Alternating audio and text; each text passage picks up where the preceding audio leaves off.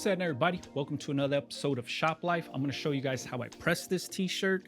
I'm going to let you know what font I use for this t-shirt, the size of the back print and the front print. Everything will be talked about in this video right here because this is a constant question that I always get. What's the name of the font? What size is this? I'm answering all of your questions in this video right here. So let's get to it. All right, hopefully you can see this. I know this is yellow on a white background, but when it's put up on this grid ruler right here, the size of this is Supacolor's A3 sheet size. That's 16.5 in length and 11.7 in width. I know people will be like, well, I want my designs to be bigger, blah, blah, blah. We're not talking about that. We're talking about what size is my design. My big back design is 11.7 across, 16.5 in length. This is what it looks like. This is a A3 sheet size from Supacolor. This is a Supacolor wearable transfer. This is not DTF. This is the wearable transfer. What's the difference between DTF and wearable? Wearable is a screen printed transfer. DTF is a digitally printed transfer. Big difference between the two. To print this, you have to burn a screen with the design. You push the ink through the screen onto the film. With DTF, you send a roll of film through a printer and it prints back and forth like your standard regular printer. This is the difference between the wearable and DTF. Supacolor offers both of those. They offer the Super DTF. They also offer Supacolor wearable transfers. They also have low melt and sub blocker and all these other transfers. This is the one I choose to use. Supacolor wearable. Majority of the stuff in my retail store is printed with Supacolor wearable. So this is the size of the design, 11.7 by 16.5. Does your back designs need to be this size? No, they do not. But this is what I choose to put on my back designs. If you want it to be bigger, then go bigger. If you want it to be smaller, go smaller. This is what I choose to do for my own stuff, all right? So let's get to pressing these things up. All right, for this demo, we're using my Heat Press Nation True Spec Heat Press. This is a 16 by 20. When I say 16 by 20, I'm talking about 16 inches in width, 20 inches in length. T-shirts we're gonna be using. Shockaware Active T-shirts. This is 100% cotton. This is how I press my t-shirts. There's gonna be a front left chest print and there's gonna be a back print. First, we're gonna do the front print. I'm gonna take my t-shirt. I'm gonna lay it all the way over the front of the collar. This part of the collar, the front of the collar is gonna go all the way over the edge. I'm laying that all the way over the edge, if you can see that. Now I'm gonna pull down on the armpits on both sides. You'll start to feel if the t-shirt's higher on one side. So I like to start at the armpits, right where the sleeve meets the body of the shirt. I pinch both sides and I just make minor adjustments all the way down. T-shirt's nice and straight. Remember, if your t-shirt isn't straight, your transfer won't be straight. Doesn't matter if you use lasers. It doesn't matter if you use the little ruler guards. Your t-shirt has to start out straight in order for your transfer to be straight. Now, where's my transfers? Here we go. Front left chest print right here. Going 4 fingers down. 4 fingers down is about 3 inches. Then I'm gonna lay the transfer right there. What am I measuring this off of? 4 fingers down is 3 inches. The center of my transfer, how do you find the center?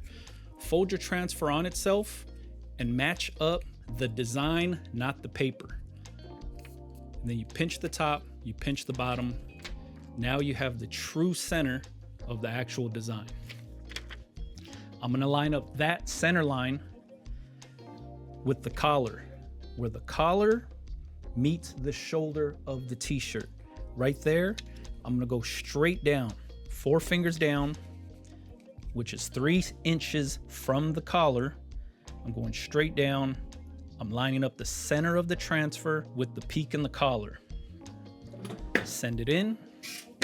Heat press is set to 320 degrees, 15 seconds. Pressure is heavy on this True Spec heat press. Pressure set at 7. So if you have one of these, My heavy pressure is 7. You could do 6 if you wanted to. You could crank it down to 8 if you wanted to. Auto open. This is a hot peel transfer. Peel it up. And then you're just gonna do another post press per Supacolor's instructions. 3 seconds, pops up. Now let's do the back. This is what the front looks like. Let's do the back now. Same exact thing. I'm gonna lay the front of the collar over the edge. Front of the collar goes over the edge. Pull down on the armpits on both sides. This side seems a little bit higher than this side, so I'm gonna adjust that. That's all I'm doing, is I'm just feeling for it to feel even on both sides. Smooth it out. Here's my back print now. Take the back print. I'm gonna lay that close to the top. I'm not going right on the edge, but I'm just going close to the top. The center of this transfer lining up with the center of my heat press. Push it in, press it down. Now, you guys are gonna ask, what's with this Teflon sheet? Why do I have that hooked on? That right there buffers out the static. There's a lot of static in here. If I didn't have that, the back of the transfer will get stuck to the top of the actual heating element, and that's just being stuck on by static. So in order to eliminate that, I use these Teflon sheets on my presses. You might see them on all my presses, but that's what I do. It's not for the heat, it's not for scorching shirts, it's not for any of that weird shit that you hear. All I use it for is to buffer out the static. So the film doesn't get stuck to the platen when it's releasing and mess up my print. So here's the back print. The reason I go to the edge of the collar on the front and the back is because now this right here will land right in between the person's shoulder blades. I don't like when the print is right up on the collar, so I hate doing that. What I do is I go to the very bottom of the front of the collar, lay my transfer. There's the big back print right here. This is a size large t-shirt. Once again, Shockaware active t-shirt, Supacolor wearable transfer, and now the back print. This right here is what everybody wants to know. What font is this? This font right here is called Glamour. It's not a free font, you have to pay for it. In every single one of my videos, I have a custom fonts link in the description box for you. It's been there forever. You probably never bothered to look at the links because you're like, I don't want to be sold nothing. This is where I get my fonts from. It's in the description for you. Go on there, type in Glamour, find this font right here. You have to pay for it. It's not free. The reason I use paid for fonts is because it eliminates a lot of the other competition. If you just use a free font that everybody has access to, now everybody can have the same design as you.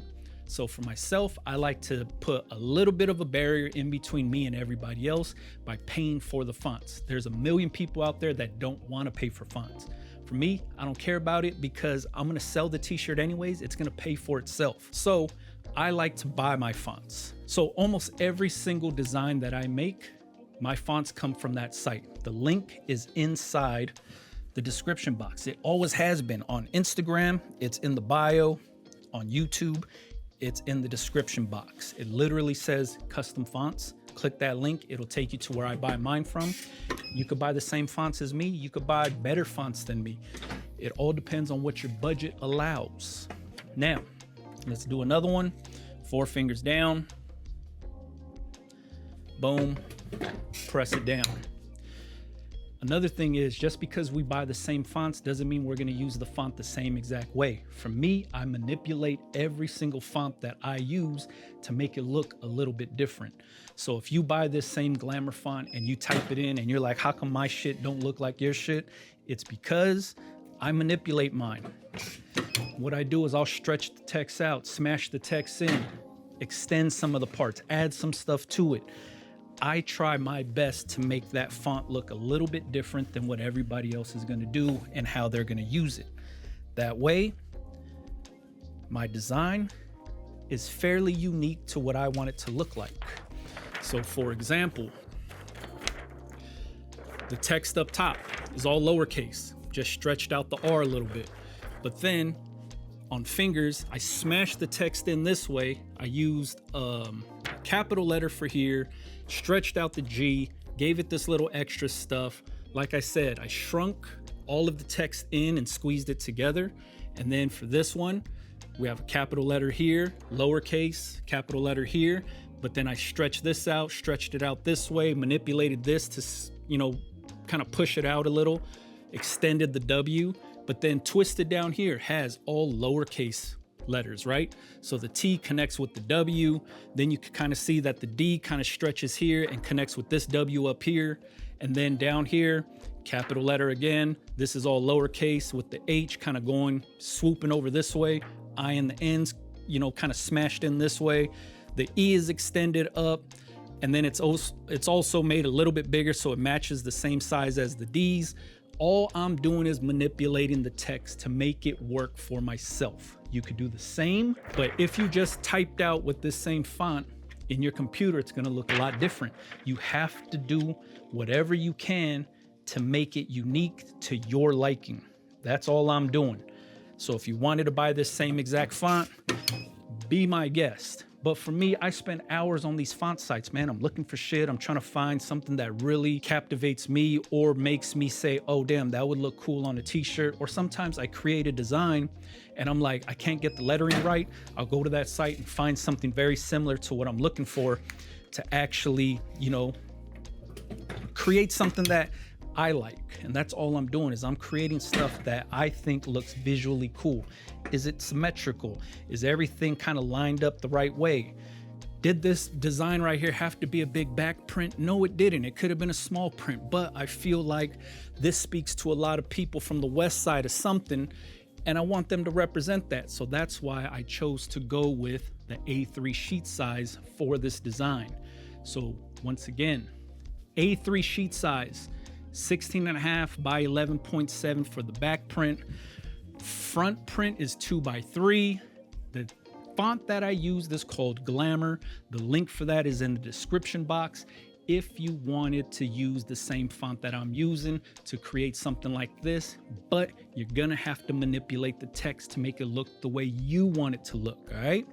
Remember that. I can't tell you how many people purchased that font and then they got mad at me thinking I was lying to them because they're like, hey, my shit don't look like yours. Obviously, it's not gonna look the same. If I'm messing with it, you need to mess with it too and make it look the way you want to, you know what I mean?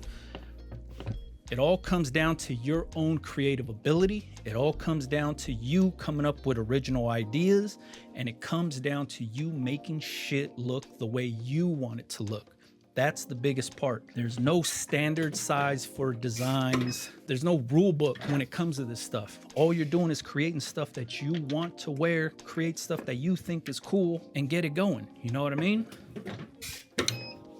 So I'm gonna keep pressing some of these shirts down. I need to get these orders out, but I wanted you guys to understand something. Every time you ask me and you say, where'd you get that font? Or what kind of font is that? Or what's the name of that font? And then you find out you have to pay for it. And then you get mad because it's not free. And then you're like, well, give me a free option. I don't want to pay for it. I can't do all that work for you. You have to figure out this kind of shit on your own. Like, people always want to be like, they want the easy way out. There's no easy way when it comes to this stuff. If I have to sit in front of my computer for hours to find fonts, you got to do the same exact thing. You know what I mean? If I'm sitting in front of my computer designing shit and manipulating text, I'm doing it because I want to do it. I'm doing it because I'm trying to accomplish something. If you want to get into this business and do the same, you got to sit in front of your computer for hours too. Look for the shit that you want. Figure out what you think looks good. It's cool to be inspired by somebody else and be influenced by somebody else, but at the end of the day, you have to be able to just create unique shit that you like. You know what I mean? Because if everybody's stuff looked the same, then it'd be boring. So it's better when everybody's shit looks different, because now you give the customers options. You know what I mean? Because if you're creating the same thing as the next person, what's stopping the customer shopping with the next person? You want to be able to stand out amongst the others. That's all I'm trying to do, is by creating weird shit like this that helps me stand out from the rest and come up with ideas on things that I think look cool. That's what I'm trying to promote here, is being a free thinker within this business. A lot of people don't want to do that. A lot of people want somebody else to do all the thinking for them. And that's cool. But at that point, are you really the boss of your business? If you're not coming up with any original ideas for yourself and you're letting somebody else do all the thinking for you, be your own boss. Be a free thinker. Think for yourself. Trust your gut. That's what a lot of people are scared to do because they don't want to fail. But when you actually think for yourself and you trust what you're doing and it becomes a hit, there's nobody else that could take that away from you. You know what I mean? There's so many people out there that are going to be like, oh shit, you know what? My idea is kind of trash. I just want to copy what somebody else is doing because I see them successfully making money. So I'm just going to ride their wave. That's the easy way out. And if you don't follow that wave and catch that trend at the right time, you potentially could lose out on a ton of money because it's not your own idea. But if you become the trailblazer and create the idea and be original with what you're trying to do, now you say when the wave starts and where the wave ends. You know what I mean? Instead of catching somebody else's wave, create your own wave.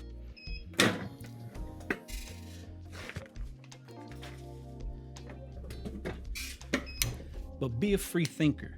Think for yourself within this business. Create shit that you think looks cool, man.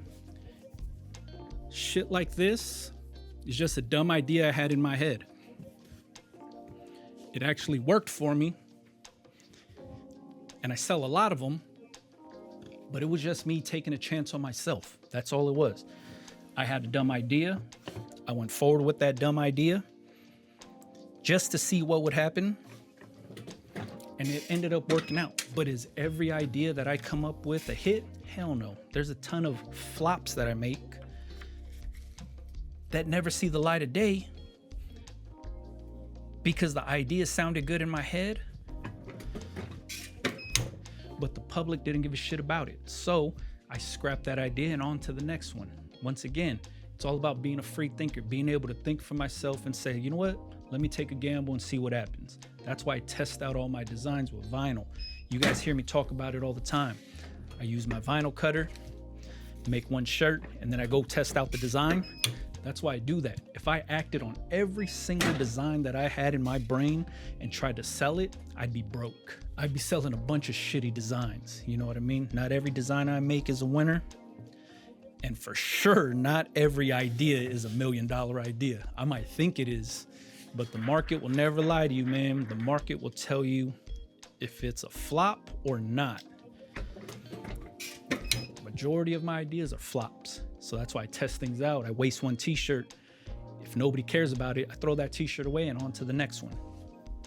But that's why this design started out the same way. Tested out with vinyl, people liked it, got transfers made, ended up selling it. That's the process. Hopefully, you guys are doing the same thing. Hopefully you're utilizing proof of concept and actually testing some of your ideas out. Because I would hate for you to like waste a ton of money and a ton of time on a design that just doesn't hit and then get discouraged and then quit your business. That's not the way out. Never, never, never quit. Even if the design's a flop, even if you wasted a ton of money, there's always a way out. So make sure that you're thinking for yourself. Don't just follow what somebody else is doing. Be a free thinker, all right? If you guys got any questions about anything I showed in here, the fonts I use, the t-shirts, the heat presses, I believe I explained everything in this video right here for you. Let me know in the comments if you do have questions. You could always follow me on Instagram at BigBrandoTV. Ask your questions there. Catch you guys on the next one, man. Yeah.